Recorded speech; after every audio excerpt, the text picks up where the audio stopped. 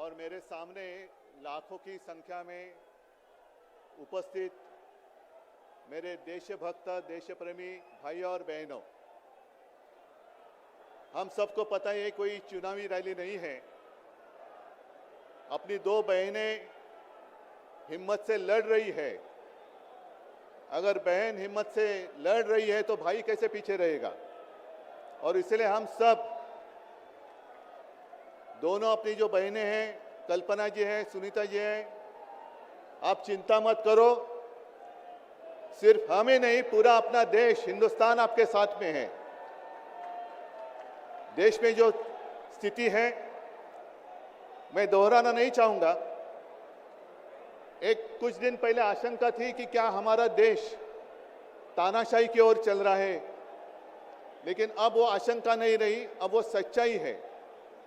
अगर बीजेपी सरकार को ऐसे लग रहा होगा कि अरविंद जी को अरेस्ट किया, हेमंत जी को अरेस्ट किया तो लोग डर जाएंगे, लेकिन उनको आज तक पता नहीं, उन्होंने अपने देशवासियों को कभी पहचाना नहीं। मेरे भारत का हर कोई डरने वाला नहीं, लड़ने वाला है। और अगर हिम्मत है तो बाकी आपकी सारी एजेंसीज हैं, ईडी, सीबीआई, इनकम टैक्स, जैसे हम इंडिया गठबंधन बनाकर सबके सामने आए हैं। अगर आप में हिम्मत है तो बीजेपी को मैं कहता हूं, चुनौती देता हूं कि बाकी सारी लोगों को छोड़ दो, आप सीधा आपके बैनर पर लगा दो कि बीजेपी के साथ जो 3 साथी पार्टी है वो ईडी, इनकम टैक्स और सीबीआई है। लेकिन अब समय आया है, कितने दिन तक हम उनकी आलोचना करते रहेंगे। अब तो उनका सपना ऐसा है कि 400 पार। मैं पूरे देश को आह्वान करना चाहता हूं कि एक व्यक्ति और एक पार्टी की सरकार देश के लिए खतरनाक हो गई है, और अब वो समय आया है कि एक पार्टी और एक व्यक्ति की सरकार नहीं चलेगी। पूरे देश को मैं आह्वान करता हूं कि हम सबको अब चाहिए, मजबूत देश चाहिए, और मिलीजुली सरकार हमें लानी ही होगी। देश में जितने सारे प्रांत हैं, जितने सारे राज्य हैं, उनका सम्मान करने वाली सर्वतोमुखी सरकार अगर हम लाते हैं तो ही देश बच सकता है। नहीं तो फिर आपका सवाल है, आपका भविष्य आप किसके हाथ में देना चाहते हो। हम सारे आए हैं चुनाव के प्रचार के लिए नहीं आए हैं, हम प्रजातंत्र की रक्षा के लिए आए हैं। और कैसी सरकार है, अरविंद जी के ऊपर इल्जाम लगा दिया, डाल दिया जेल में। हेमंत जी के ऊपर इल्जाम लगा दिया, डाल दिया जेल में। ये कौन सा तरीका है। इनके पास जितने सारे लोग हैं, मैं आपके सामने आने से पहले कुछ पत्रकारों के साथ वार्तालाप कर रहा था और उन्होंने कहा कि उद्धव जी अब उन्होंने इनको साथ में ले लिया, उनको साथ में ले लिया। जिनके ऊपर भ्रष्टाचार के आरोप खुद भाजपा ने लगाए थे, उनको उन्होंने वॉशिंग मशीन में डालकर साफ सुथरा नहला धोला कर अपने मंच पर विराजित कर दिया।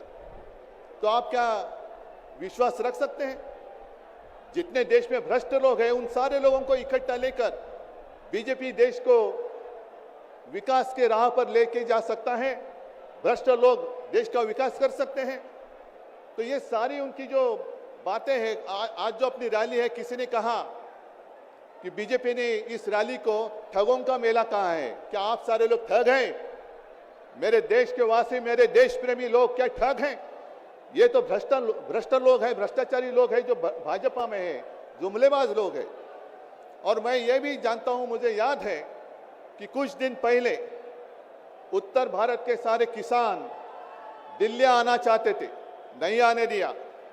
उनके जो रास्ते थे उसमें खिले डाल दिए, उनके ऊपर टीयर गैस छोड़ा, लाठीचार्ज किया। तो मैं पूरे देश के किसानों का आह्वान करता हूं, आप अन्नदाता हो, अन्नदाता देवो भव हमारी संस्कृति है। जो सरकार किसानों को आतंकवादी मानते हैं और जो सरकार किसानों को दिल्ली आने से रोकती है, तो पूरे अब समय है कि पूरे देश के किसानों को आतंकवादी समझने वाली भाजपा सरकार को दिल्ली आने से रोकना होगा। जैसे आपकी राह, उन्होंने आपके रास्ते दिल्ली आने से रोकी थी, वैसे अब किसानों ने बीजेपी को दिल्ली आने से रोकना ही होगा। और एक नारा जो मैंने मुंबई में दिया था, वो जो कहते हैं कि आपकी बार 400 पार, मैं आपको आह्वान करता हूं कि जहां से आप आए हुए हैं आप जाओ, अपने घर पे जाओ, जहां भी जाएंगे, गांव में जाओ, लेकिन एक नारा आपको देना होगा तानाशाही के खिलाफ। अब की बार भाजपा तड़ी पार, अब की बार भाजपा तड़ी पार। और ऐसे तानाशाही करने वाली सरकार अब हम दिल्ली आने नहीं देंगे। यही शपथ लेकर आगे हमें जाना होगा।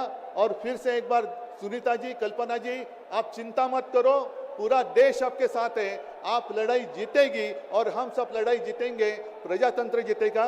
जय हिंद, जय महाराष्ट्र। बहुत बहुत धन्यवाद।